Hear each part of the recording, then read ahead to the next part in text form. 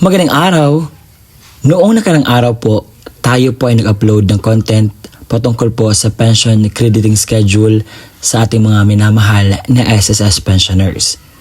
Lahat po ng mga impormasyon na kinakailangan ay akin pong ibinigay at sinabi ko po sa video, kung meron kayong katanungan, don't forget to ask me or don't to be hesitant po na mag-comment dyan sa baba.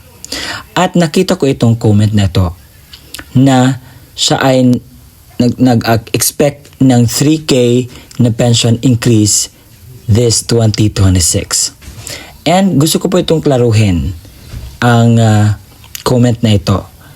And while I'm doing my research about this comment, marami akong nakikitang mga gumagawa nga ng content patungkol po sa 3,000 na dagdag pension patungkol po sa SSS na ibibigay daw ngayong 2026. Kaya naman, gumawa ako ng content para dito, hindi po para ilito kayo, kung hindi, ibigay ko po ang tama at mga impormasyon po na dapat ninyong makuha patungkol po sa video na ito.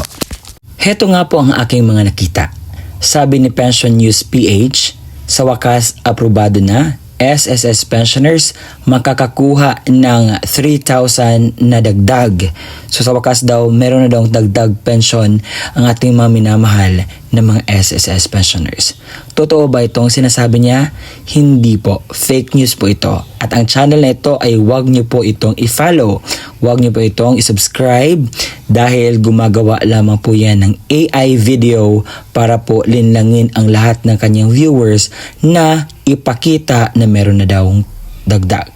Sabi po dito sa senior guider, sabi niya na aprubahan na 3,000 dagdag SS pension 2026. Ito din po ay hindi totoo dahil ito po ay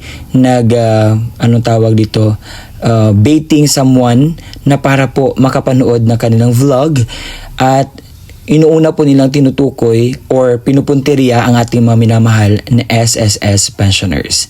Hindi lang po yan, meron pa.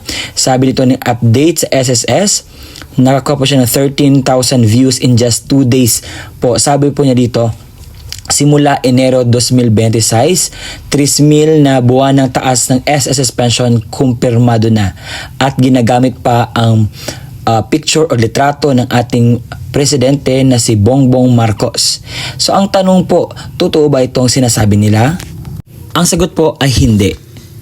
Hindi nga maibigay ang second tranche 1K pension increase, tapos ito pang 3,000, hindi po ito totoo. Wala pong katotohanan patungkol po sa sinasabi ng ibang vloggers.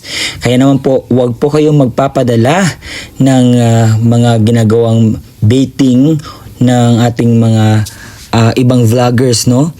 May ibang mga senior citizens naman na todo po ang pasalamat, nag-comment pa ng kanilang pangalan, edad, at yung iba nilalagyan pa ng cellphone number. Please, do not comment your information sa mga comment section po at klaruhin po muna before kayo magbigay ng mga impormasyon. I-verify kung tama po ba ang balita at i-check po sa website ng SSS or sa Facebook page ng SSS nang sa gayon po ay mas maklaro po natin ang balita na ating pong pinapanood.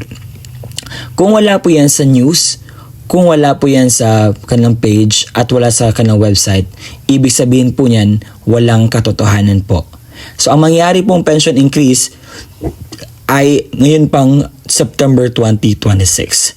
At hindi po yan malakihan. Kasi ang dagdag po, hindi po abot ng 3,000. Nakadepende po. At ang 3,000 po na ibigay po para sa ating mga senior citizens ay hindi po totoo. And I hope na mas klaro po sa inyo ang nakuha ninyo impormasyon ngayong araw dito sa aking vlog. And I just want to cut it off sa mga gumagawa ng vlog. Please, para hindi po sila makapagpatuloy na makapagkalat ng mga maling impormasyon, please po, paki-block, paki-unsubscribe, and huwag nyo na po, paki-report po ng kanilang mga videos. Maraming salamat po sa panonood. Kung nagustuhan mga ating content, don't forget to subscribe my YouTube channel. Bye and see you again next time sa aking vlog.